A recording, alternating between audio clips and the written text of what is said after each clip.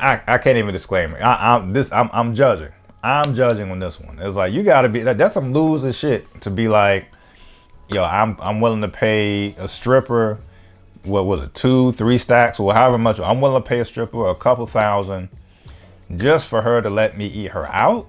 And not only do I gotta pay strippers to get in, I want to pay this stripper just so I could eat her out.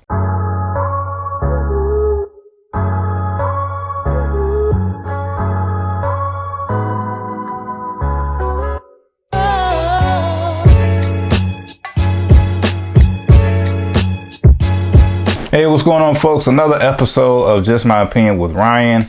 Hey, you see the subscription, that would do me a huge favor. I'm trying to reach that 1,000 subscriber goal, so help your boy do it.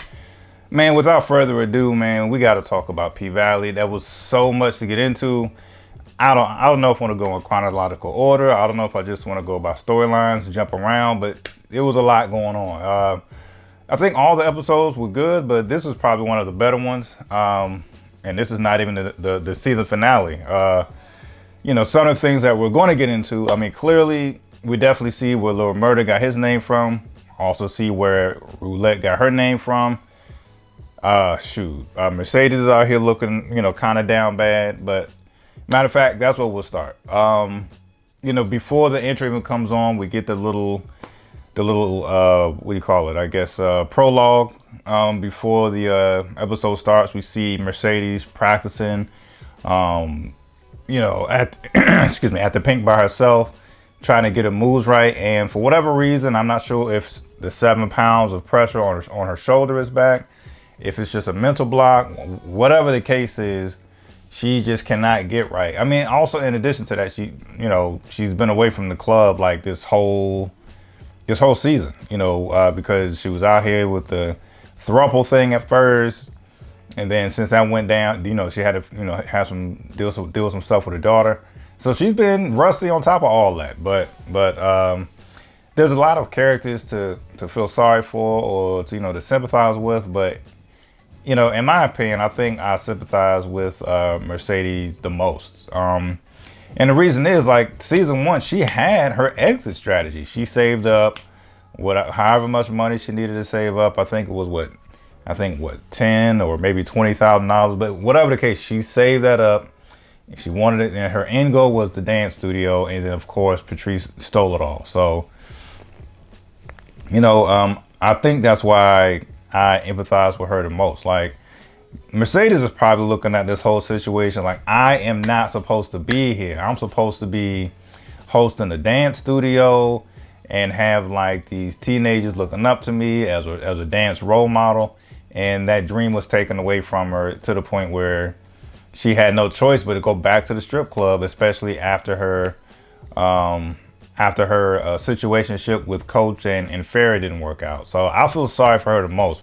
Now that she's forced to come back, she's looking like the CP3 of stripping, man. Like, she always getting hurt, especially when it really counts. This is the reopening and all that other stuff. And, she out here hurt, or mental block, whatever you want to say. She's down bad. You got Whisper and Roulette talking bad about her, saying it looks like my grandmother trying to set up the Wi-Fi, this and the third.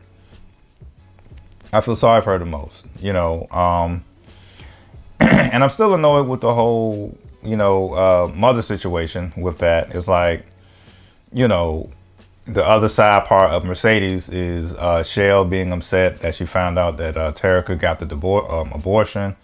And yeah, it's like, I feel like at this point, yes, granted, she has raised Terica for all her life, but at this point, yeah, it might be time just to cut Shell off until she gets sober or gets fully clean, because, yeah, granted, of course, it's kudos that Terica is living with Mercedes now from what it looks like.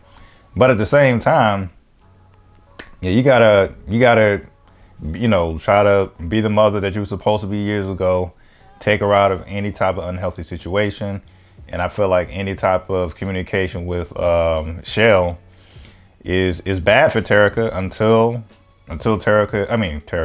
Shell can show that she's getting clean. And I do also think, just to close up the Mercedes part, I do think it was kind of a bit big of her, where of course she was clearly jealous, and felt away when Keyshawn returned. But at least behind the scenes, she did show some, sympathy, like, okay, well, you must be back because you have no other place to go as well. Of course, your locker is here, and your vanity is here as well.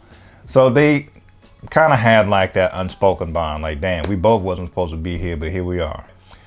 Of everybody, of the entire cast of P-Valley, the only person who is dead set on helping Keyshawn out of a situation is Haley. Haley, has given her so many lifelines, and it seems like this is like yet another step closer to that. So she's being a woman of her word, getting one step closer to helping Keyshawn get out of this abusive situation. She's going to headline at the Pink, and whatever money that they make at the door, Haley is going to give that to Keyshawn so Keyshawn could just go away, which is another thing. I know Haley can, seem cutthroat when it comes to this business, but I think that's even more commendable that she was like, whatever, I don't care if we make $2 million at the door or however much they make at the door. That money is going to Keyshawn, or at least a huge lump sum of it. And Keyshawn is going to take her kids and get the hell out of there. So I appreciate all that. Man, let's get into it, man. We got Murder. Yeah, that's Murder out here showing why his name is Murder. I ain't gonna front. Between season 1 and 2, I didn't know he was, actually murdering people. I thought that was just some rap name, but nah. Let's start from the beginning with that murder storyline. We definitely, first of all, Uncle Clifford apparently is a man of many talents. Apparently, in addition to, Uncle Clifford is a woman of many talents, and apparently, you might as well add being a barber to her talents. Yeah, she out here giving Lil Murder the fresh cut. Got murder all in his back of his head and everything. But for whatever reason, it looks like there's kind of a Rocky or a Trouble in Paradise type of thing going on with that. Which, I don't know, it felt like it was uncalled for. I mean, it seemed as if this type of tension came because they both know that, they've been sleeping with other people. But at the same time, it's kind of their business. They were broken up at the time, but not like they did anything wrong. Well, broken up, whatever the situation is, like, Clifford wasn't giving Murder the time of day anyway. So I kind of found that scene pointless for what it was. Well, let me take it back. Not pointless. Apparently, I guess the bigger concern when I think about it was the fact that, they did have unprotected sex. All of a sudden, Murder's feeling a little weird about that. Like, now he has questions after the fact about who's Clifford been with ever since he was on tour, all that type of stuff. But that's what it was. And whoever is doing the music to the P-Valley for this episode specifically, man, they hit it on the head every time, man. You got the legendary Scarface playing when they're finally laying Big T to rest. I thought it was kind of, I thought it was a dope move. If you remember a few episodes back, Teak would say, listening to some of or reading some of Murder's rhymes would help him in his time in the hole when they were locked up together. So I thought that was dope, man. Like, you see his homeboy laying in the casket, and he slides one more rolled up piece of paper, which apparently must be some type of lyrics. And he even says to him, hey man, here's some lyrics you can read. I'm paraphrasing, but here's some lyrics you can read when you're down in that hole. That was cool. Well, as I mentioned, you got that playing. Of course, everybody's mourning, especially Murder. And yet again, I'm loving how shows are showing you how dumb people look, with this social media stuff, man. Unfortunately, he can't take too long to grieve because Pico out here fronting on Instagram. He pretending like he's the one who killed Teak. He's on Instagram talking big junk like as if he killed Teak. You know, maybe it's wrong. Maybe Murder would have felt this way even without his gang member buddies or whatever. But you know, his homeboys was like, nah, man, that's wrong. You don't spit another man's grave. Somebody got to teach dude a lesson. You know, so they kind of put that battery in Murder's back, like, hey, man, you gotta go handle that. And we see how he handles that. We see how he goes about handling that, I'll say. And matter of fact, you know, speaking of a storyline, I am missing a part. I did think it was maybe I ain't gonna front. I'm on Wodie's side. Before the funeral, they did have a conversation. Lil Murder isn't a big fan of Wodie playing God, which is kind of hypocritical when later on we see Murder doing the same thing essentially. But he's kind of criticizing Wodie for playing God, you know, when he killing Rome. You know, granted, in this type of role and universe of P-Valley or whatever, I'm on Wodie's side. Hey, Rome was a rapist. He's out here, you know, taking advantage of him. Who knows how many victims he's had before Keyshawn? Who knows how many victims he would have had if he was still alive after his failed pursuit at Keyshawn? So, hey, call it what you want. I'm on Wodie's side. He did what was right. I don't think he was necessarily playing God. You know, I just felt like he saw something that needed to be done. You know, this guy tried to rape Keyshawn, and on top of that, you know, was threatening to put Murder's business out there. You know, the down low business that Murder clearly doesn't want out there. So, if I'm Wodie, I'd be like, you know, a thank you would be nice if I'm Wodie. But nevertheless, man. So, I thought that was. I'm on Wodie's side 100%. I can't take it any other way. So we finally see the punchline with this storyline. We see Murder out here. You know, he rolls up on Pico with the AK-47. And I ain't gonna front, man. Hey, hey, his lifestyle is his lifestyle as far as, you know, who he sleeps with, his sexuality and all that. But hey, don't let that fool you, apparently. So he rolls up on Pico and he's like, you know, I hear you claiming that body, this and the third. Pico's, of course, is begging. He was like, I don't want no trouble, man. I thought it was a cold line. You know, I might be butchering it, but I thought it was a cold line. After Pico was like, look, I don't want no trouble, man. You know, I want no problem. And I don't know why I thought it was so cold, but the response was cold. Murder said something to the effect of, well, man, according to the streets, man, problem is all you looking for, or whatever they said. So that was kind of hard. And then he tries to like, hey, man, you know my mom, my kid just turned 6.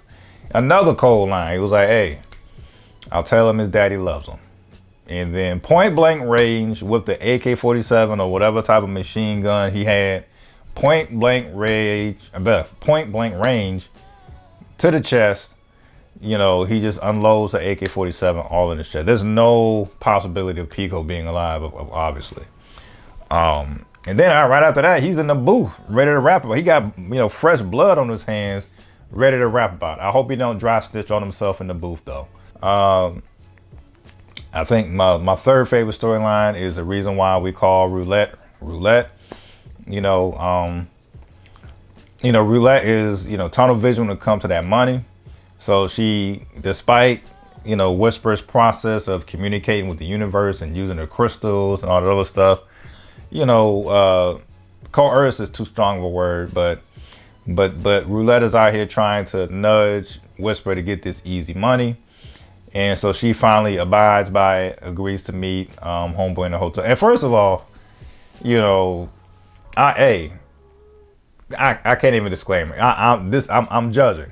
I'm judging on this one. It's like, you gotta be, that's some loser shit to be like, yo, I'm willing to pay a stripper, what was it, 2-3 stacks or however much. I'm willing to pay a stripper a couple $1,000 just for her to let me eat her out. Fam, that's some loser shit. Like that's some stuff. That's some type of stuff where, yo, I can't bag women on my own. I gotta pay strippers to get it in. That's wild, you know. And you know, not only do I gotta pay strippers to get in, I want to pay this stripper just so I can eat her out. That's wild. Yeah. So, yeah, I know the whole thing about, hey, no kink. That is wild, fam. That's some wild stuff. But anyway, he Whispers agrees to meet up, and they do, of course, with the agreement that Roulette was in the back. So for what it's worth, even though I think Roulette was wrong to try to nudge her in that direction in the first place, at least she still had her homegirls back. Because I thought this was going to go bad for a lot of reasons. But after he performs, oral sex on Whisper, first of all, he just disrespects her, just drops the money to the floor. Whisper picks it up, realizes he's short $200. And that's another thing. If you're paying all this money anyway, you about to, go through this drama for $200. But granted, he didn't know this type of drama was coming. So he's short $200. Whisper starts talking junk. Terrence gets upset and tries to choke her out.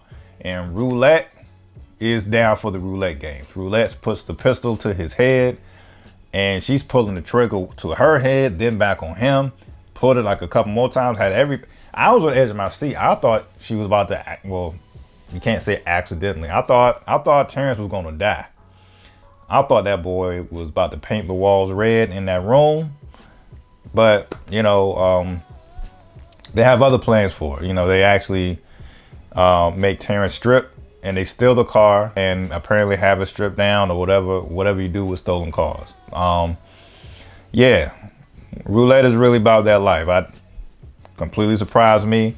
I thought Roulette was more so like casino. I didn't know Roulette was meant as Russian roulette. So that was crazy. We find out that Andre has a father who's a murderer. We also find out that Patrice holed for Chucalissa so the people of Chucalissa can fly. Huge difference between the two scandals. Andre clearly lied about his father being in prison, which I think was stupid anyway. I think that's kind of a weak storyline. It's like, of all the things to lie about, you lie about your dad being a murderer, as if no one's going to do this research and find this out anyway. But at least Patrice did the whole 8 Mile thing, just like how Eminem owned up to all the stuff that he was getting trashed for in the movie 8 Mile. Patrice 8 Mile herself. She was like, yeah, I did this and the third. I did a lot of whole stuff back in my day, but that was yesterday. Today, I'm for the Lord, and hey, I hold so Chucalissa could fly. You're welcome, Chucalissa. You're freaking welcome. So I thought that was cool. And then along with the whole mayor campaign, which is, out of everything going on, that's my least entertaining storyline. We definitely have, Haley is dead set on 10 million. Hey, call me a pushover. I'd have settled for 5, or at the very least be like, hey, can we make it 7.5? But nah, she is dead set on 10 mil. We'll see how that goes. Yeah, man, this was a dope episode, man. Hey, my wife and I, we watch it every week together, and we're on the edge of our seats every week. Especially with this episode. This was a dope episode. I know maybe for the wrong reasons. At times, it seems like P-Valley has received some criticism, but hey, I applaud the writers. I applaud Katoya Hall. Hey, they doing what they do. And as I always say, if it's not for you, it's not for you. No need to necessarily criticize the show if you feel like it's not for you. And I'll just leave it at that. But hey, folks, these are just let me back it up. Love it or hate it, these are just my opinion, folks. Peace.